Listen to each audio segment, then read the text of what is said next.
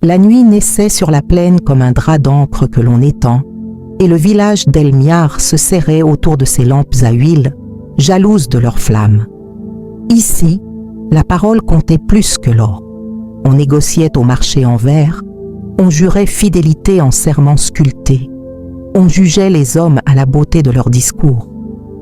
Les maisons elles-mêmes semblaient écouter, leurs volets entr'ouverts comme des oreilles. Et dans cette terre, où chaque syllabe pesait lourd, Amira vivait sans voix.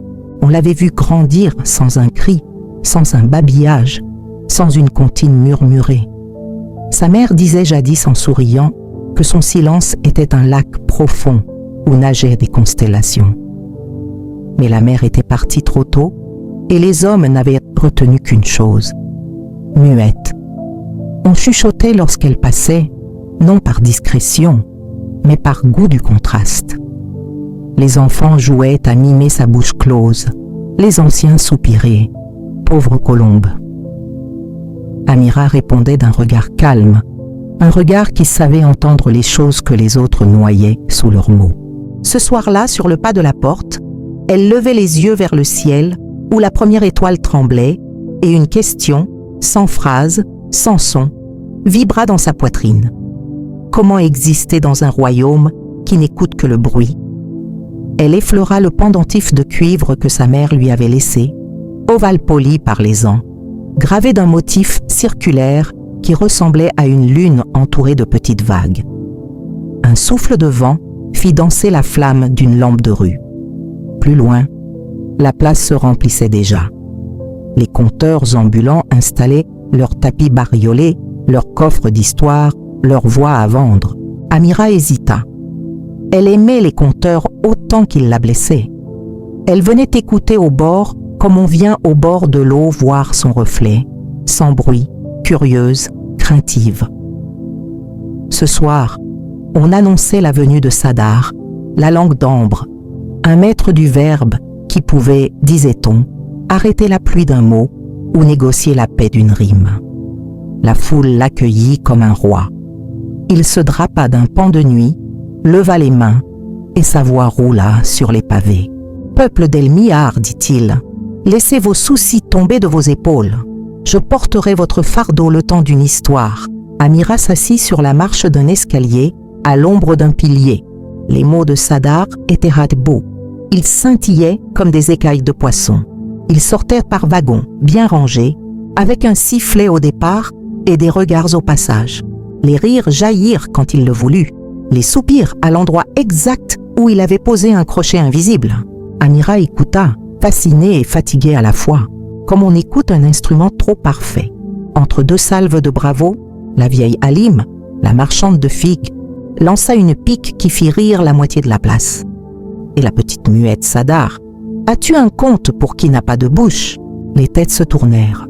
Le conteur eut un sourire où se glissa un scintillement plus froid. Chacun à sa place, grand-mère. Les uns parlent, les autres apprennent. La sagesse veut que l'on demeure à sa place. Les rires refluèrent en vagues brèves. Amira baissa les yeux. Elle savait que Halim l'aimait bien, à sa façon grêle. Mais le mot du maître était entré sous sa peau comme une épingle. Elle se releva avant la fin, traversa la place à pas rapides, la main serrée sur son pendentif. Ce n'était pas de la colère. C'était autre chose, une sorte de houle qui montait et qui cherchait une plage. Elle prit le chemin des jardins communs, là où les figuiers tordaient leurs bras et où le canal, mince et obstiné, se frayait un ruban d'argent au milieu des pierres. Là, derrière un mur mangé de lichen, se cachait le vieux pavillon des gardes, abandonné depuis que le poste avait été déplacé vers la porte nord. Amira aimait cet endroit, non pour son silence, mais pour son écoute. Les briques y gardaient l'écho des pas passés. L'air avait l'odeur des histoires laissées là. Elle poussa la porte, qui grinça comme un violon mal accordé, et se faufila dans l'ombre. La poussière tourbillonnait en colonnes fines dans la lumière d'une fente. Au sol, un tapis de feuilles sèches craquait délicatement. Amira s'accroupit, posa la paume sur la terre battue, laissa ses pensées se déposer comme du sable au fond d'un verre d'eau. Elle respira. Sa mère disait « Quand tu ne vois pas la route, ferme les yeux. Les pièces la connaissent. » Alors Amira ferma les yeux. Un cliquetis discret répondit. Elle sursauta et ouvrit les paupières. Le son venait du coin où dormait une malle sans couvercle, éventrée par le temps. Entre deux planches, quelque chose avait glissé, frotté, appelé. Amira s'approcha à genoux, écarta les débris avec précaution. Ses doigts rencontrèrent du métal lisse et tiède, comme une peau qui avait gardé la mémoire du soleil. Elle tira doucement. C'était une petite lanterne ronde, à peine plus grande que ses deux mains réunies, de cuivre ancien et de verre opale, cerclée de motifs en filigrane qui dessinaient des ondes et des astres. Le même motif que le pendentif. Son cœur eut un soubresaut. La lanterne était intacte, et pourtant, elle semblait avoir dormi là des années. Amira chercha d'instinct une mèche, un réservoir. Elle n'en trouva pas. Aucune entrée d'huile, aucun mécanisme visible. Elle l'approcha d'une fente de lumière, la tourna entre ses doigts. Rien, et pourtant, un détail la frappa. À l'arrière, au centre, un creux ovale avait été poli par tant d'usure qu'il semblait prêt à accueillir une empreinte. Elle posa son pendentif dans le creux. La lanterne s'alluma comme un œil. Ce ne fut pas une flamme, ce fut une respiration de lumière, pâle comme une lune lavée de pluie. Elle ne crépitait pas, elle n'avalait pas d'air, elle ne chauffait pas la paume d'Amira. Elle s'ouvrait, se repliait comme si quelque chose à l'intérieur essayait de dire bonjour dans une langue de clarté. Amira retint son souffle, les yeux élargis. La lumière, douce d'abord, hésitante, se densifia, devint plus nette, un halo à peine, qui vibrait à mesure que le cœur d'Amira vibrait. Elle songea, est-ce que je rêve? La lanterne trembla d'une joie minuscule, comme si elle avait entendu sa pensée. Amira sourit, et l'éclat grandit. Elle porta la lanterne contre sa poitrine. À travers le verre opale, elle crut voir passer des signes, non pas des lettres, plutôt des courants, des mouvements, comme des traces de vent dans l'herbe. Elle se leva, fit un pas. La lumière s'assombrit. Elle fit un autre pas, plus décidé. La lumière revint. Elle comprit, sans mots. Ce n'était pas une lampe pour voir en avant. C'était une lampe pour voir dedans. Peut-être s'allumait-elle à la présence d'un cœur qui se rassemblait, d'une résolution qui cessait de trembler. Elle glissa la lanterne dans sa besace, tout contre le pendentif. Au moment de sortir, elle s'arrêta, sentant un lien nouveau l'aimanter vers quelque chose d'invisible, juste à côté de sa peur. Dans la cour, le vent s'était levé, portant avec lui les restes des applaudissements de la place. Elle marcha jusqu'au canal. Sa silhouette se refléta dans l'eau sombre, encadrée de deux lampes de rue comme deux guetteurs. Le lendemain matin, le village se frotta les yeux et se leva dans le bourdonnement des salutations. Les voix, déjà, dressaient des tentes sur la place. Les vendeurs installaient leurs étals en chantant des slogans. Les instituteurs faisaient réciter à voix haute les articles de grammaire aux enfants alignés. Amira traversa le marché avec sa besace. À chaque brouhaha, la lanterne palpitait dans son sac, comme pour lui rappeler qu'elle était là. Au coin de la rue des Potiers, elle croisa Rafi, apprenti du scribe du roi, toujours pressé, toujours en train de trébucher sur ses propres phrases. « Amira !» fit-il d'une voix trop haute. « Tu sais que Sadar m'a choisi hier pour tenir sa tente. Il m'a dit « Rafi, ta langue est un cheval, apprends à la tenir par les rênes. » « Twinteng, ma langue est un cheval. » Il attendit son sourire comme on attend une médaille. Amira inclina la tête, fit un geste de la main pour le féliciter. Rafi se pencha soudain plus bas, confident.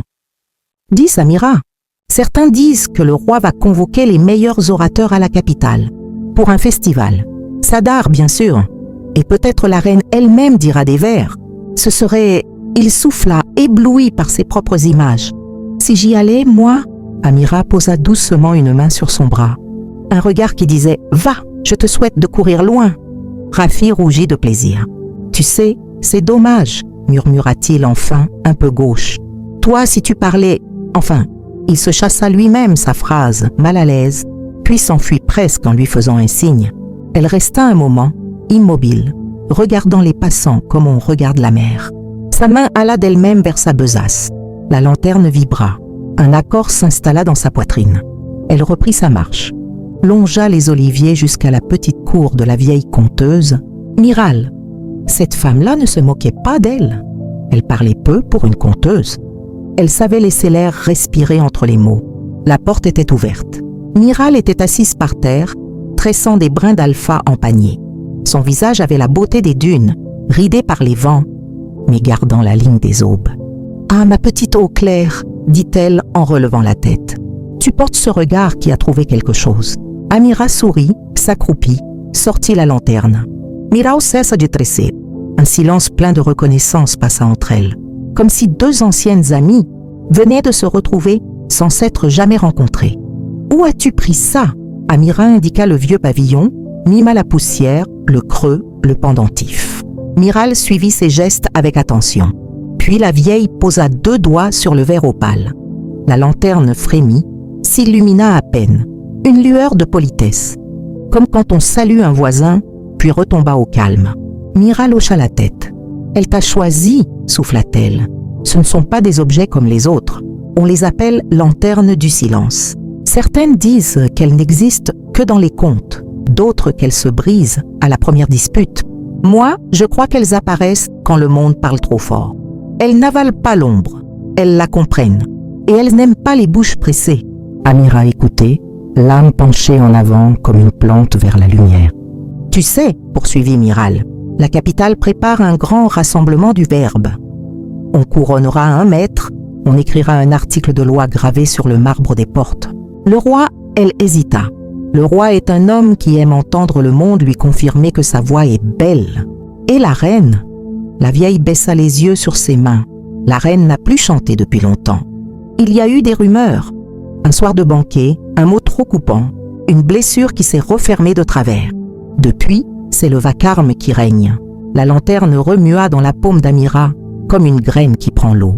Une image lui vint, un palais aux colonnes blanches, des salles vastes où les voix bondissaient, d'une voûte à l'autre comme des balles de verre. Tout y résonnait trop. On y devait se perdre.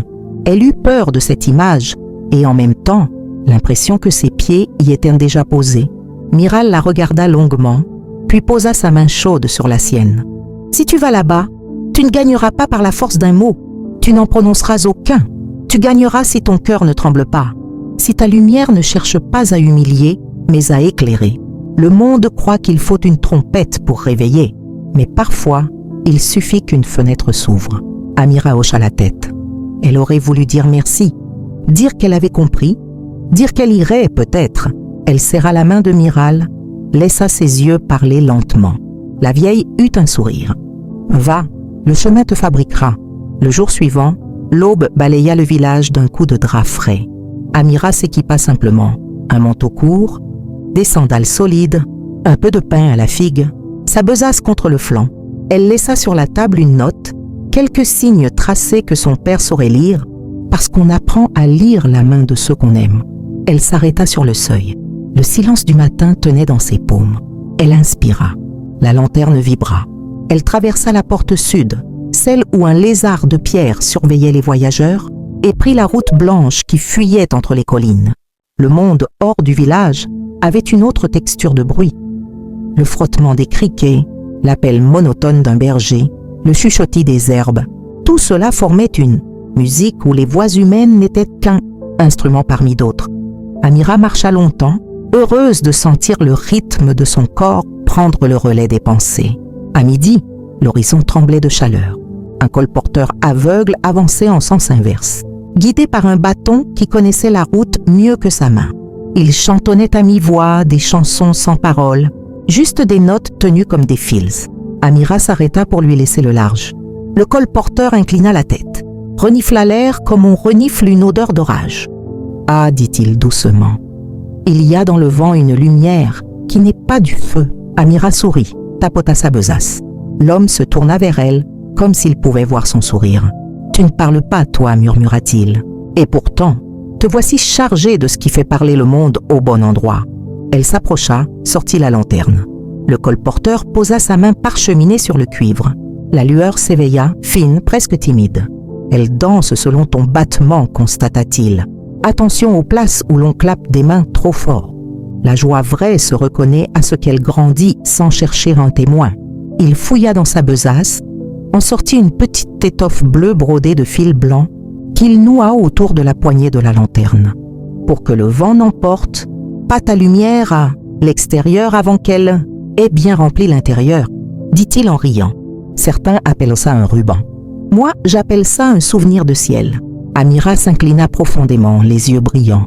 Le colporteur reprit sa route, ses notes sans mots oscillant entre les pierres. Plus loin, vers la fin du jour, le chemin plongea dans un vallon où un ruisseau s'amusait avec les cailloux.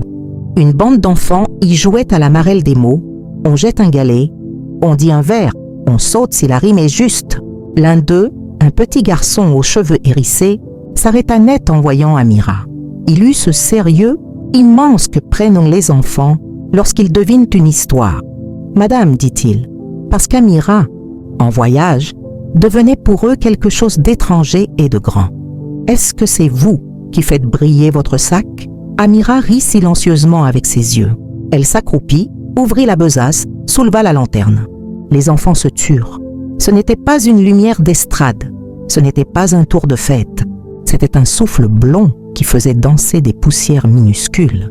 Les visages s'adoucirent. Le petit garçon tendit la main, puis la retira de lui-même, comme s'il avait compris qu'on ne touche pas à ce qui écoute. « Elle te comprend ?» demanda-t-il. Amira hocha la tête. « Comment tu lui parles ?» Elle posa sa paume à son cœur, puis sur le verre, puis la laissa immobile.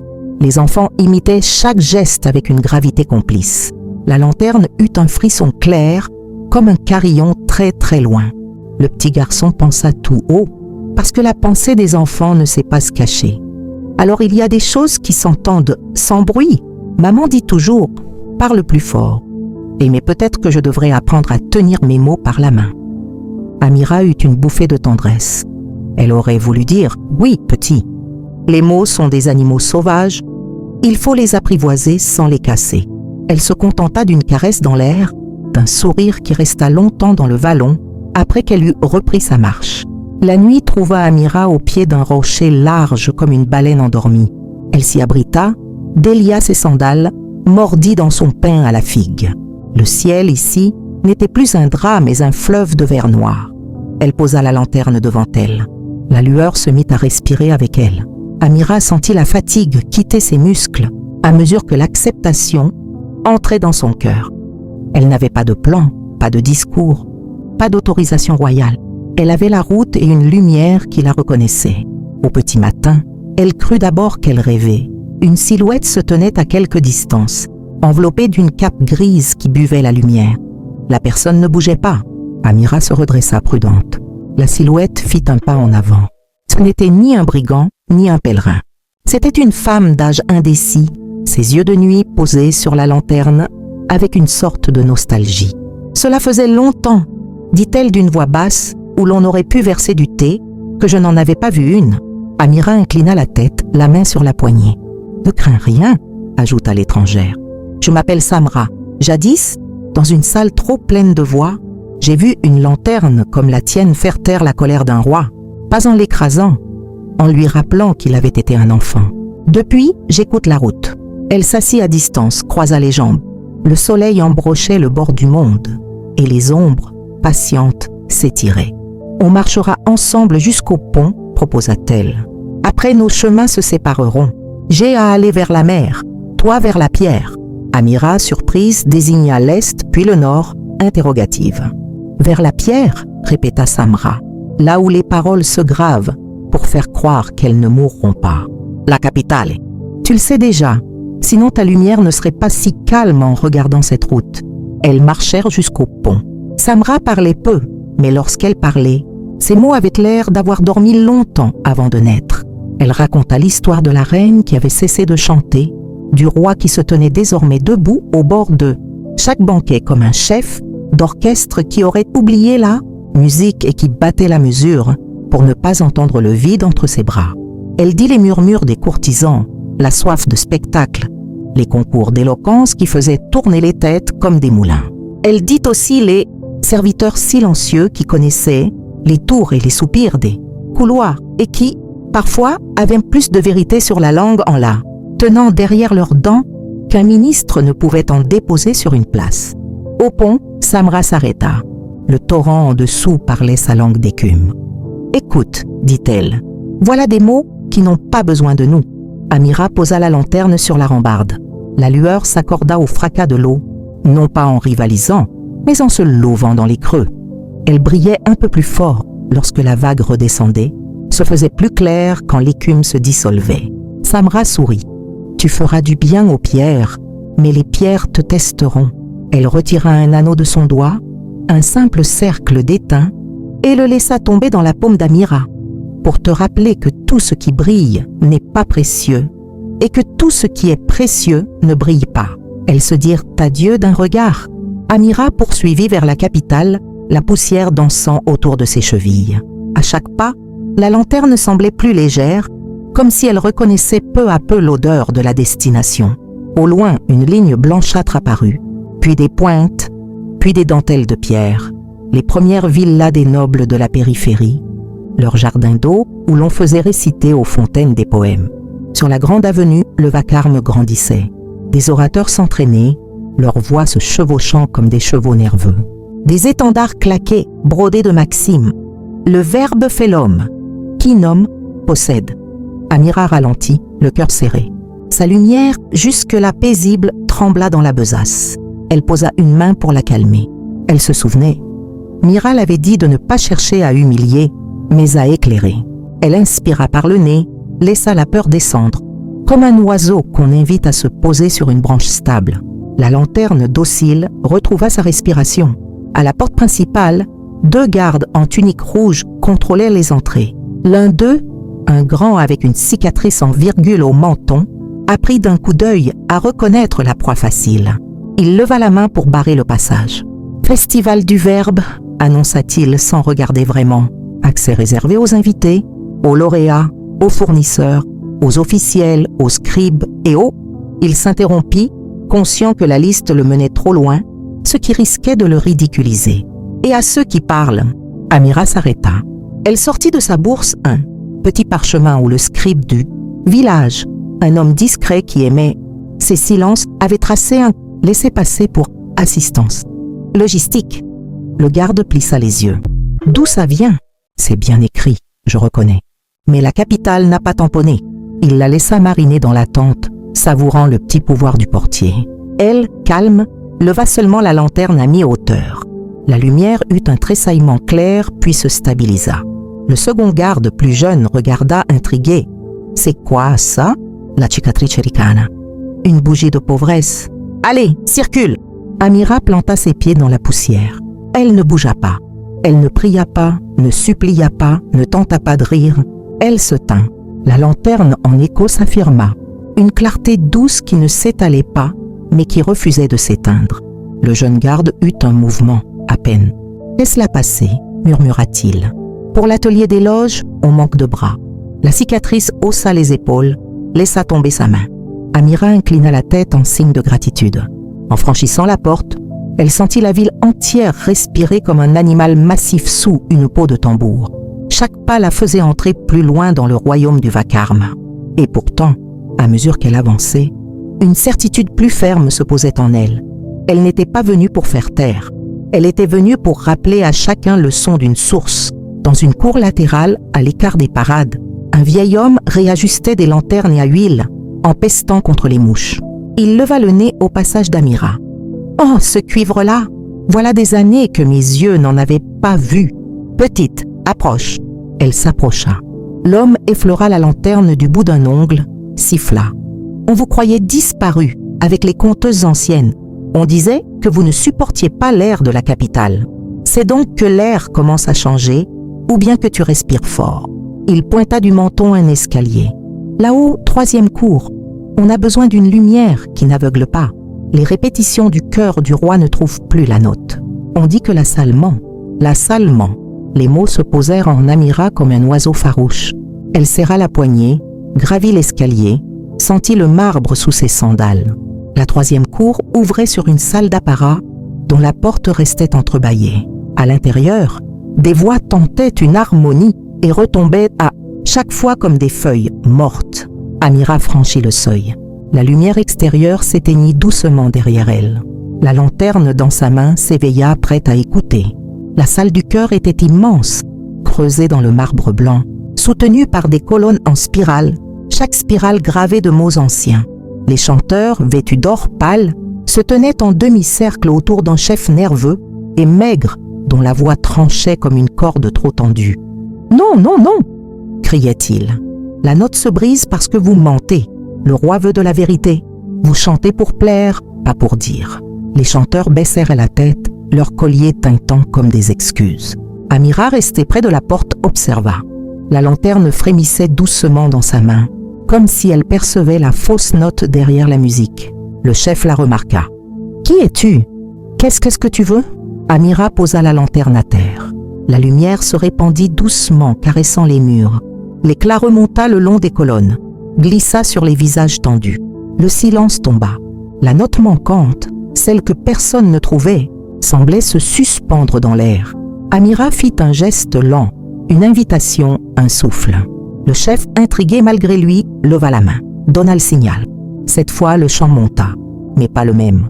La lumière vibrait au rythme des voix, se resserrant autour de celles qui chantaient juste, s'éloignant de celles qui forçaient.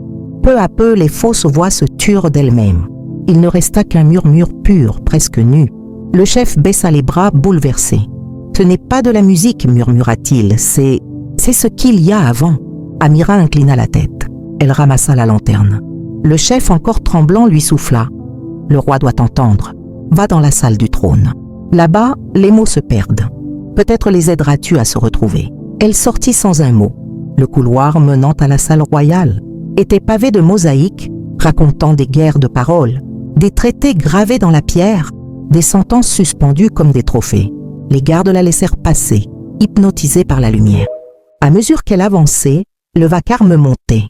La salle du trône n'était pas une salle. C'était une mer. Des centaines de courtisans s'y pressaient, leurs voix entrelacées formant une tempête de flatteries. Sur l'estrade, le roi se tenait, vaste, décoré de chaînes d'or. Ses lèvres bougeaient sans cesse, répondant, proclamant, répétant. À ses côtés, la reine, droite comme une statue, regardait le vide devant elle, les mains croisées sur ses genoux. Quand Amira franchit le seuil, la lanterne vibra si fort qu'elle dut la retenir des deux mains. Les voix se heurtèrent à cette lumière comme à un mur invisible. Elles faiblirent. Quelques têtes se tournèrent. « Qui ose interrompre ?» lança un noble outré. Le roi fit un signe. « Qu'on laisse venir !» Amira s'avança. Chaque pas résonnait contre le marbre. La lanterne projetait des cercles de lumière pâle sur les mosaïques, révélant des fissures, des mots effacés. Arrivée devant les marches du trône, elle leva les yeux. Le roi fronça les sourcils. « Tu ne parles pas ?» demanda-t-il. Elle secoua la tête. « Alors pourquoi viens-tu ici ?» Amira posa la lanterne à ses pieds. La lumière se déploya comme une vague. Elle n'aveuglait pas, elle révélait. Tout ce qui dans la salle sonnait faux s'assombrit. Les bijoux ternirent, les dorures pâlirent, les visages menteurs perdirent leur éclat. Les mots creux tombèrent au sol comme des plumes mortes. Un murmure de panique parcourut l'assemblée. « Sorcellerie !» cria quelqu'un. Mais la reine leva la main. Son regard, longtemps éteint, s'illumina d'un reflet de lune.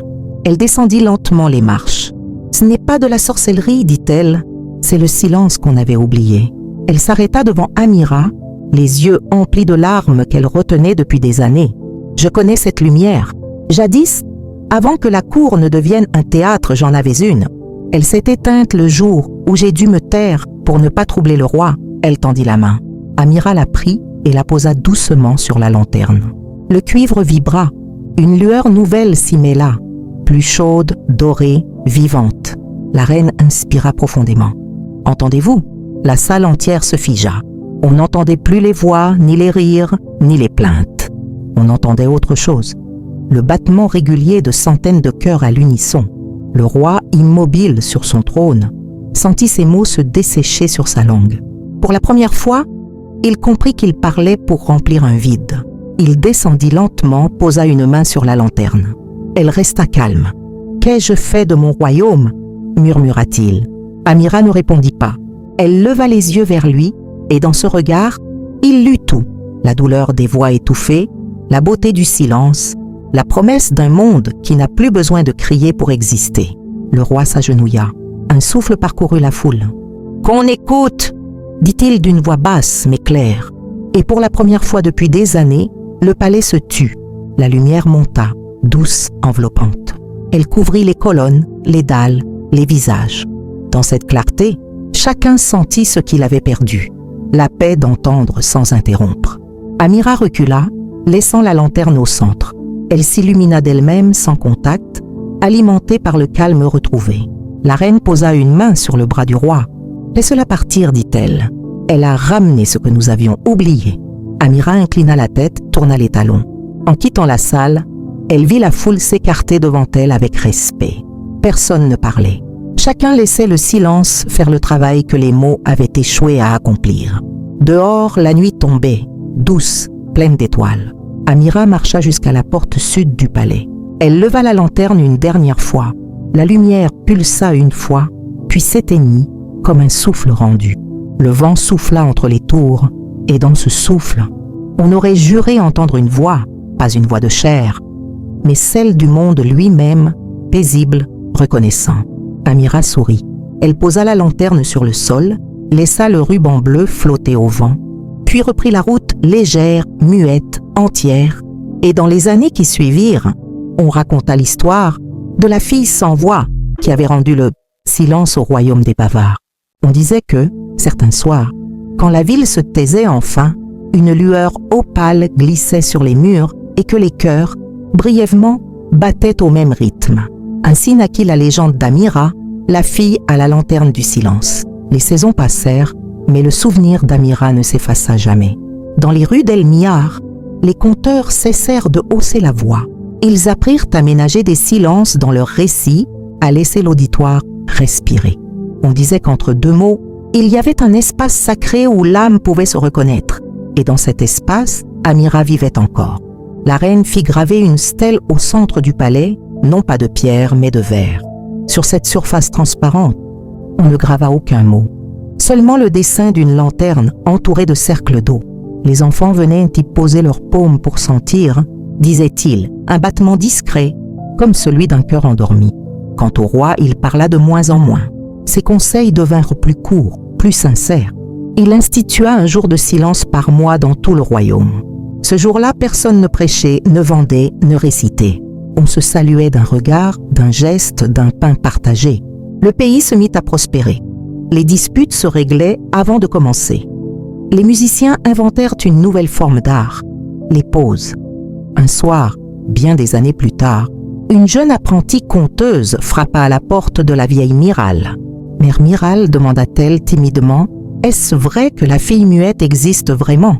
La vieille femme leva les yeux de ses tresses d'alpha. « Elle a existé, oui, mais elle n'était pas venue pour être entendue. Elle était venue pour que les autres s'entendent eux-mêmes. » Et la lanterne? Miral sourit. La lanterne est là où quelqu'un choisit d'écouter avant de répondre.